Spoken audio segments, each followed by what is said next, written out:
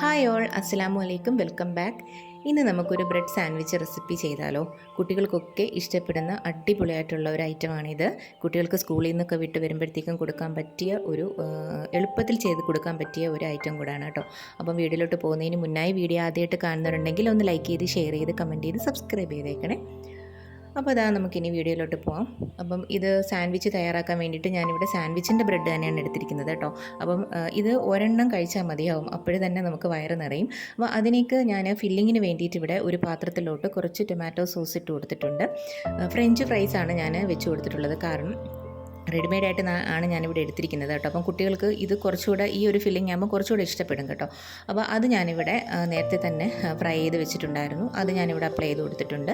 അപ്പോൾ കുറച്ച് സ്വീറ്റ്നെസ്സിന് വേണ്ടിയിട്ട് ഞാനിവിടെ ഒരു 1 ടേബിൾ സ്പൂൺ ഹണിയും കൂടെ ചേർത്ത് കൊടുത്ത് നമുക്കിത് നല്ല രീതിയിലൊന്ന് മിക്സ് ചെയ്തെടുക്കാം കേട്ടോ. അപ്പം മിക്സ് ചെയ്ത് നമുക്കിത് സെറ്റാക്കി വെക്കാം.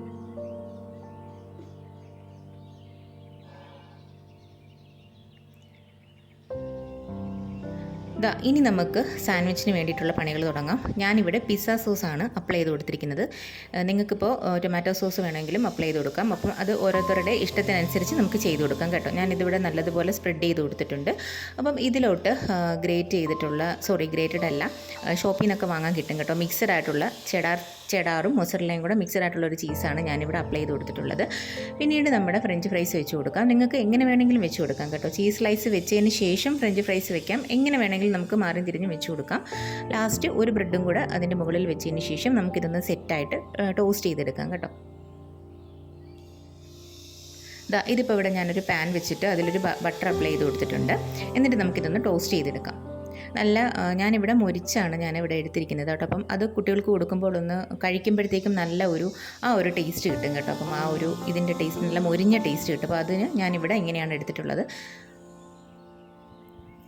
ഇതേപോലെ ബ്രെഡൊക്കെ നല്ല രീതിയിൽ സെറ്റായിട്ട് വന്നിട്ടുണ്ട്. ഇനി നമുക്കിതൊന്ന് കട്ട് ചെയ്ത് നോക്കാം കേട്ടോ. അപ്പം എങ്ങനെയാണ് അതിൻ്റെ ഫില്ലിങ്സ് കാര്യങ്ങൾ എന്നൊക്കെ ഉള്ളത്. ഇവിടെ എല്ലാം നല്ല സെറ്റായിട്ട് നല്ല ചീസൊക്കെ നല്ല മെൽറ്റായിട്ട് വന്നിട്ടുണ്ട്. അപ്പം തീർച്ചയായിട്ടും നിങ്ങൾക്ക് ഈ വീഡിയോ ഇഷ്ടപ്പെടുകയാണെങ്കിൽ തീർച്ചയായിട്ടും ഇതൊന്ന് ട്രൈ ചെയ്ത് നോക്കണേ. കൂടാതെ ലൈക്ക് ചെയ്യാനും ഷെയർ ചെയ്യാനും സബ്സ്ക്രൈബ് ചെയ്യാനും മറക്കല്ലേ. ബൈ.